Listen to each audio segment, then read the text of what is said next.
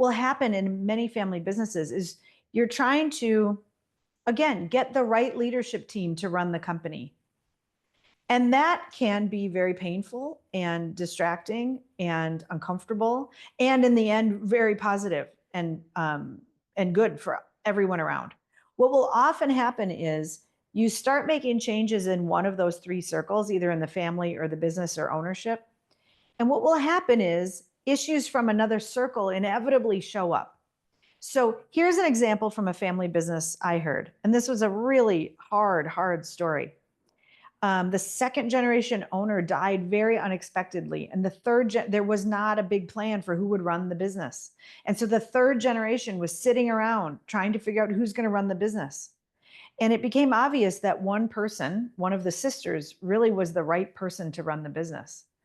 But another sister, who had now just become an owner, said, you can't run the business. And they were going around and around in circles about why not. And then the reason that came up was that this sister, who was probably going to run the business, had once taken this other sister's sweater in high school and worn it and stretched it out and got a stain on it. And because she had been irresponsible when she was 18, she shouldn't run the business now when she was 45 or whatever. So, and that's silly, right? But it's not silly. These are the things that happen all the time in family businesses. And so what was accidentally happening is an issue from one circle was bleeding its way into this. Really, it was an ownership discussion about who should run the business. This is normal. This is to be expected. And so when this happens in your family business or in your family businesses who you're advising, it's writing these things down, making a list of what the issues are, and then checking them off one at a time, the most important to the least important, and getting to what is the root issue of what's going on. So, okay, one sister doesn't want the other sister to run the business because 20 years ago, she ruined her sweater. Okay, well, what's the root issue here? Is it about the sweater? Is it about the relationship? Is it about trust? Or is it about current competency to run the business? Oh, I know that's easier for me to say than it is for you or your clients to do.